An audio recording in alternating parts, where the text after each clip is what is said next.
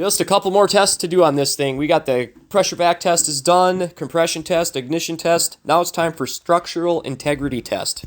I mean, the lining is terrible, but the cylinder is actually decently strong. Let's try this intake. Oh, you see? Yep. Classic aftermarket cylinder weakness test failure.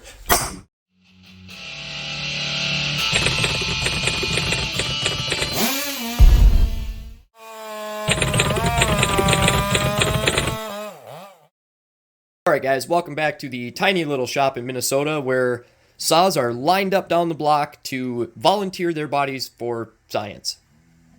Legit science. And you guys remember this saw, right?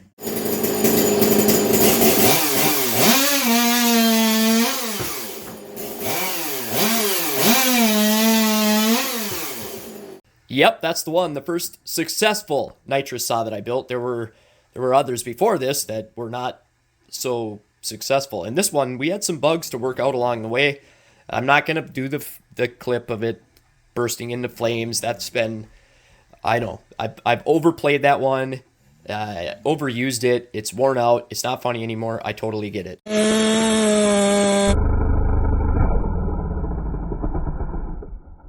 It's still funny. But anyway, serious now.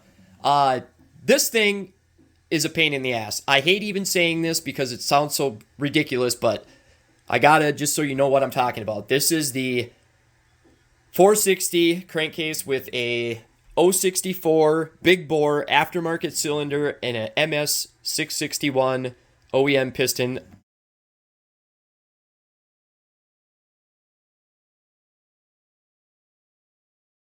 My God, what a nerd!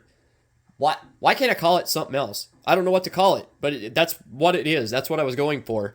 And I have the bill. Everything is in there. The cylinder is down in there. I got full rotation. It's in there. The squish is right where I want it. Everything is right where I want it. See? I told you. God, I am a saw nerd. But the problem, and I'll tell you every time when I screw something up or, if it's my fault, I'll tell you 100% of the time. This one ain't on me. The cylinder lining in this aftermarket piece of shit cylinder is so god awful that I got to do all this work to get the cylinder down in the saw and get full rotation. It's a lot of machining. And then I can port time it, but the damn lining keeps flaking off. That cylinder lining is terrible. And I tried taking advice for guys that I hate. It's going to sound like I'm trashing Husky, but Husky cylinders have that same problem. And I know guys that do a lot of Huskies, and they kind of gave me some tips, and even they're like, dude, that lining is god awful. So let me put you in a tripod, and we'll kind of talk about where I'm going to go with this damn thing. Okay, we're back, and in a tripod, and we got cylinders everywhere. Now, here's the deal. That aftermarket cylinder is so bad, and you got to realize how much machining I got to do to this thing just to get it to sit down in there, and then I have the lining peel off. It's pissing me off, and I'm running nitrous in this thing, so I keep thinking, and other people had asked this too, they're like, why don't you just do a 660 cylinder, because I'm pretty sure somebody's already done that, for one, and for two, it's only a 54 millimeter. This is a 52 millimeter to start with, the 460, and to go up 2 millimeters, like a lot of people have done that, but I wanted to go up to 56 millimeters. So that was the big deal behind it. Yes, I know they make 56 millimeter 660 cylinders, but I don't want to do that. I'm done with this aftermarket bullshit, because you have to get an aftermarket. So, and again, just to show you, this is a 54 millimeter. It's not as big, and well, here's the cylinder. Look how loose it is in there. So, but the reason I have a brand new piston, screw it. I'm going to do a 660, 460. OEM. We're going to go OEM, and I bet this would have more power than this stupid piece of shit. And just because I'm kind of angry at this thing,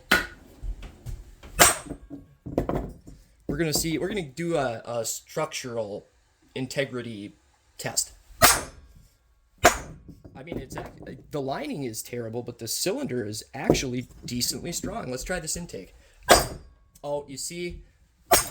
Yep. Classic aftermarket cylinder weakness test failure. Oh, there it went. Bummer. Oh, you see, 6 to 7 blows to the intake with a snap-on dead blow hammer is the standard test for the 0817 structural integrity test. I don't make the rules. That's scientific stuff. I don't argue with it. And that cylinder looks terrible, and these have all been beaten with a hammer. These are OEM. They're completely fine. So we're done with this thing. We're going OEM from now on. I literally want to kick I was kidding before about kicking my own ass. I think I am going to kick my own ass for even trying an aftermarket cylinder. Don't take this the wrong way. People take shit the wrong way when I say it, but I think they're junk. If you use them and you have good luck with them, who gives a shit what I say? God, people get so sensitive. I think they're junk. That's me. Maybe you are way better at porting than I am. I have no idea. But when I use them, I have a hell of a time. The lining flakes off. They're shit. I don't get it. But I'm not ever using one again. That's the end of it. The OEM cylinders are such better quality. And even the Husky cylinders, this isn't a shot at Husky either. This is not a shot at Husky. But their cylinder lining is not nearly as tough as the Stihls. I just maybe don't have a delicate hand or something. I don't know. I can't wrap my head around it. So that's why I don't do Huskies. I literally do not port Huskies. I mean, I could do only 500 eyes and I would stay swamped. So I don't get it. That's the end of that. All right, John, reel it in. Focus, buddy. So here's the plan with 460 builds and what I'm going to do with this saw, because this is ground all to hell to get the bigger cylinders to drop in because the transfers are so much wider. So I'm going to do a 660 460 build.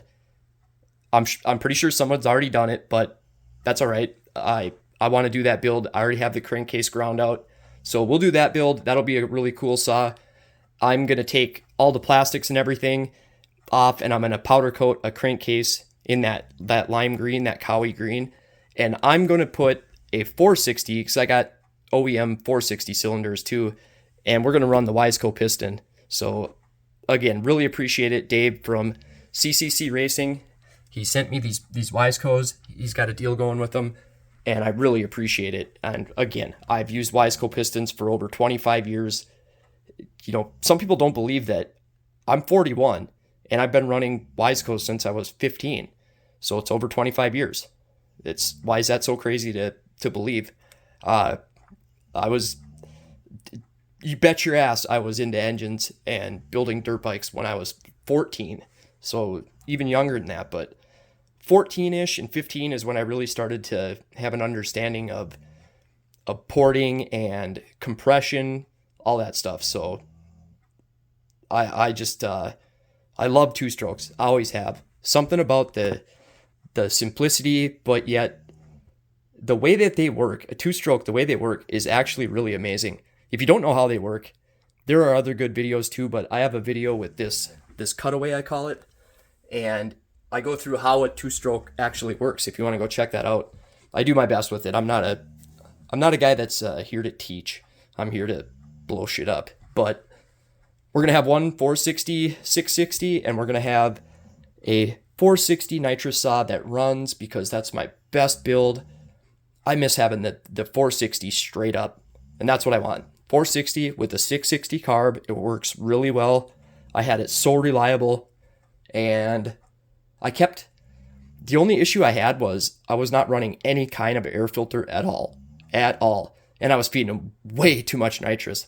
You know, I was feeding these things the full on, they call it a Busa kit. It's for a 1,000 to 1,300 cc street bike. And I did not downsize the nozzle. If you think I'm lying, I'll bet you anything you want to bet. Oh my God, dude, reel it in again. But damn it, stay focused. All right, we got it. So I can't thank you guys enough, especially if you're still watching. I got a video coming up with the Honda Shadow 1100 that has ram air and nitrous. Oh, that's got my tack vest on it. We're not gonna look at that. But I'll do a video with that. That thing is badass. So I want to get a GoPro for it, and I got a couple other things coming up. I have a saw that I built that is incredible. That's all I'm gonna say on it. It already works. I just got to release it like the right way. I got to do it the right way because I might be dealing with something that nobody's ever done. So I wanna make sure that I'm not putting something out there that somebody else can take advantage of. So every once in a while, you can think what you want of me, but I do fail a lot. This was a fail, but sometimes I pull a rabbit out of my ass, and I'm gonna say it's out of a hat. This one was crazy, so be cool to show you guys that. All right, appreciate you watching. This is really cool that I get to do this. Channel's blowing up again, and you guys are to thank. So thank you. That's how I'm ending this video. Thank you.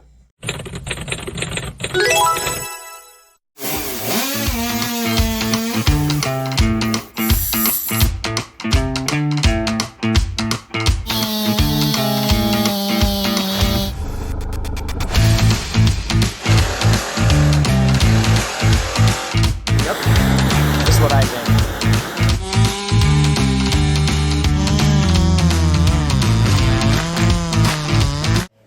This is the raddest thing I've ever seen in my life.